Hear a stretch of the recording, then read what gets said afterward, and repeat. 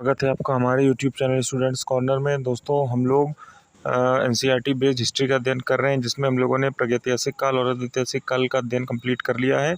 और इससे पहले हम लोगों ने प्राचीन काल में अशोक का अध्ययन कंप्लीट कर लिया था, और अब यह वाली क्लास उसके उत्तराधिकारियों की होने वाली है। ठीक है दोस्तों, तो प्रारंभ करते हैं आज की वीडियो।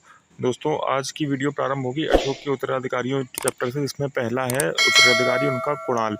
कुणाल दोस्तों, जिसने 232 ईसा पूर्व से लेकर के 224 ईसा पूर्व तक शासन किया दोस्तों। तो चलिए शुरू करते हैं दोस्तों आज कुणाल। प्रथम बिंदु है दोस्तों, अशोक की मृत्यु के पश्चात उसके पुत्र तीवर महेंद्र व कुणाल तथा जालोक में कुणाल गद्दी पर बैठा। यह सभी प्रमुख दावेदार थे गद्दी के, परंतु शासन जो है वो कुणाल को मिला दोस्तों। इसकी जो पुष्टि है वह हमें मिलती है पुराणों से तथा जैन व बौद्ध ग्रंथों से दोस्तों। इसके अलावा जो कुणाल का जो नाम है वो दिव्य दान में धर्म विवर्धन के नाम से विख्यात है, तथा सुयशस नाम से विष्णु पुराण व भगवत पुराण में हमें मिलता है इसका नाम। कुणाल के संबंध में एक कहानी प्रचलित है। उसकी विमाता तिष्यरक्षिता ने जो उसके कोक धोखे से कुणाल को अंधा करवा दिया था, तथा कुणाल स्वयं राजकाज चलाने में असमर्थ हो गया था, तथा वह नाम मात्र का ही शासक था। जो वास्तविक शासक था वह कुणाल का पुत्र संप्रति ही था दोस्तों। ठीक है, इसका हम आगे भी अध्ययन करेंगे। जो है इसने आगे भी राजपाट संभाला है, इसका हम आगे भी अध्ययन करेंगे। इसलिए बौद्ध तथा जैन ग्रंथ में संप्रति को ही अशोक का उत्तराधिकारी माना गया है। उसका रीजन यही है क्योंकि जो संप्रति था यह कुणाल के अंधे होने के बाद में राजकाज यही संभालने लगा था, और आगे चल के राजा भी बन जाता है। तो डायरेक्ट इसको ही राजा मान लिया गया बौद्ध व जैन ग्रंथों में। अशोक के पुत्र जालोक ने कश्मीर में स्वयं को स्वतंत्र शासक के रूप में स्थापित कर लिया था दोस्तों। इसके बाद में नेक्स्ट बिंदु है रजत रंगड़ी में, जो कल्हड़ द्वारा लिखित है, और इसमें कश्मीर का इतिहास उल्लेख किया गया है दोस्तों। इससे विदित होता है कि अशोक के शासन के अंतिम दिनों में साम्राज्य के पश्चिमोत्तर भाग में यवनों का आक्रमण प्रारंभ हो गया था। जालोक को यवनों यानी यूनानियों का मुकाबला करने के लिए भेजा गया था। उसे विजय मिली, परंतु वह कश्मीर को साम्राज्य से अलग कर वह स्वयं वहाँ का शासक बन बैठा था दोस्तों। नेक्स्ट बिंदु है कुणाल के विषय में कि कुणाल 8 वर्षों तक शासन करता रहा, और 8 वर्षों तक उसने वहाँ का राज्य संभाला। इसके बाद में 224 ईसा पूर्व में इसकी मृत्यु हो गई, और इसके बाद में दशरथ माना जाता है कि वहाँ का राज्य संभाला दशरथ ने दोस्तों। नेक्स्ट बिंदु है दशरथ। नेक्स्ट जो राजा हुआ उसके बाद में दशरथ, जिसने 224 ईसा पूर्व से लेकर 216 ईसा पूर्व तक शासन किया दोस्तों। वायु पुराण के अनुसार कुणाल के बाद में उसका पुत्र बंधुपालित राजा बना, लेकिन मत्स्य पुराण के अनुसार दशरथ राजा बना, और ऐसा हमें लोमस ऋषि गुहालेख में भी हमें देखने को मिलता है दोस्तों। इसके बाद में नेक्स्ट बिंदु है संभवतः ये सभी कुणाल के ही पुत्र रहे थे या रहे होंगे। दशरथ के ही विभिन्न नाम थे। संप्रति को छोड़कर ये सभी दशरथ के नाम हों ऐसा भी हो सकता है दोस्तों, ये अनुमान ही लगाया जा सकता है। दशरथ का अभिलेख नागार्जुनी पहाड़ी, बाबर की पहाड़ी, गया बिहार में से प्राप्त हुआ है दोस्तों। दशरथ का जो अभिलेख है वो नागार्जुनी पहाड़ी से हमें प्राप्त हुआ है। ठीक है दोस्तों, इसके बाद में अपने पितामह यानी कि अशोक की तरह दशरथ ने भी देवानाम प्रिय की उपाधि धारण की, तथा आजीविकों के लिए गुफाएं दान की। दशरथ के समय में ही संप्रति शासन व राज्य के महत्वपूर्ण भूमिका का निर्वाह करने लगा था दोस्तों। संभवतः साम्राज्य 2 प्रमुख भागों में विभाजित भी हो चुका था, जिसमें से राज्य का पूर्वी भाग था वह दशरथ के अधिकार क्षेत्र में था, और पश्चिमी भाग संप्रति के हाथों चला गया था दोस्तों। पाटलिपुत्र उज्जैनी अब साम्राज्य की 2 राजधानियां बन गई थी। दशरथ ने अभी 8 वर्ष तक शासन किया और 216 ईसा पूर्व तक शासन किया। इसके बाद में उसकी दोस्तों मृत्यु हो गई, और जो पूर्णतः शासन जिसके हाथों में आ गया वह है संप्रति, जिसे संपदी नाम से भी जानते हैं। इसने 216 ईस्वी पूर्व से लेकर 207 ईस्वी पूर्व तक शासन किया दोस्तों। और इसकी जो विशेष कार्य थे इसके देखते हैं दोस्तों। अशोक के उत्तराधिकारियों में संप्रति सबसे योग्य शासक सिद्ध हुआ दोस्तों।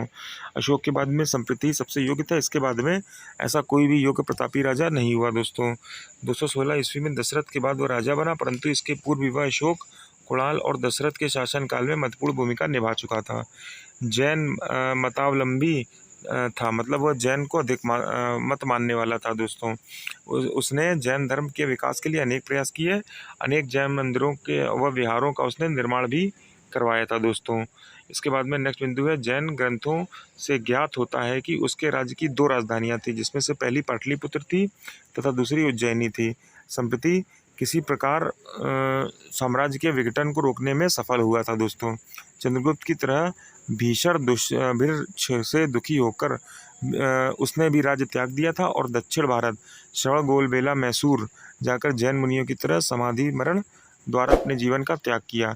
207 ईसा पूर्व में संप्रति की मृत्यु हो गई थी। इसने भी दोस्तों जो समाधि थी वह ली थी जैन मुनियों की तरह से। तो यह भी एक बहुत महत्वपूर्ण बिंदु है दोस्तों। इसके बाद जो नेक्स्ट संप्रति के बाद शासक आए, उसमें से जो महत्वपूर्ण शासक था वह है शालिशक दोस्तों। इसे शालिशुक के नाम से भी जानते थे। इसने मात्र 1 वर्ष शासन किया, 207 ईसा पूर्व से लेके 206 ईसा पूर्व तक। संप्रति के बाद 207 ईसा पूर्व में शालिशुक राजा बना। उसका दूसरा नाम संभवतः बृहस्पति था।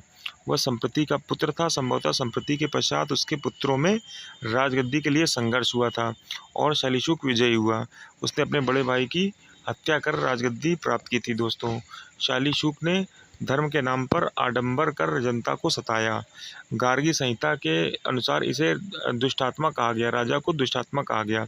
फलस्वरूप इसके विरुद्ध प्रतिक्रियाएं तेज होती गईं और अव्यवस्था का लाभ उठाकर राजकुमार वृषसेन, जो संप्रति का पुत्र था, ने साम्राज्य को उत्तर पश्चिमी भाग से स्वतंत्र राज्य की स्थापना कर दी। मतलब उस साम्राज्य के उत्तर और पश्चिमी भाग में दोस्तों इसने साम्राज्य की स्थापना कर दी, अपने एक स्वतंत्र साम्राज्य की स्थापना कर दी। इसके बाद में नेक्स्ट बिंदु है दोस्तों, कश्मीर के शासक जालोक ने भी मगध पर आक्रमण कर दिया। इस प्रकार उत्तर पश्चिमी सीमा पर यवनों ने एंटियोकस के नेतृत्व में हमला कर दिया दोस्तों। इस प्रकार यह राज्य कई प्रकार से हमला इस राज्य पर हुआ दोस्तों। गार्गी संहिता के अनुसार यवनों ने मथुरा, पांचाल व साकेत पर अधिकार कर लिया था, परंतु पाटलिपुत्र पर आक्रमण किया और मतलब इन पर आक्रमण करने के बाद में उसने पाटलिपुत्र पर भी आक्रमण किया, परंतु ऐसा प्रतीत होता है कि यवन शासक एंटियोकस गांधार से शासक सुभाग सेन से संधि कर वापस लौट गया था। दोस्तों यहाँ पे क्वेश्चन का भी जन्म लेता है कि एक शैली है जो यवन शैली व मथुरा शैली को मिक्स शैली है, जो उसे क्या कहते हैं दोस्तों। ये क्वेश्चन है, इसका आंसर आप कमेंट बॉक्स में दे सकते हैं दोस्तों। नेक्स्ट बिंदु है, इससे समूचे साम्राज्य में अर्थव्यवस्था और अशांति व्याप्त हो गई। इसी वातावरण में शालिशुक की हत्या किसी ने कर दी। ठीक है। इसके बाद नेक्स्ट बिंदु है दोस्तों, इसके बाद छोटे छोटे काल के लिए कुछ राजा आए, जिसमें से प्रमुख थे देववर्मा और शतधनुष व बृहदत्त। बृहदत्त सबसे अंतिम राजा हुआ और इसकी यही एक विशेषता थी कि सबसे अंतिम राजा हुआ। उसके बाद में शुंग वंश की स्थापना हो गई दोस्तों। इस बिंदु पर देखते हैं दोस्तों, शालिशुक के पश्चात देववर्मा राजा बना। उसने 206 से 199 ईसा पूर्व तक शासन किया दोस्तों।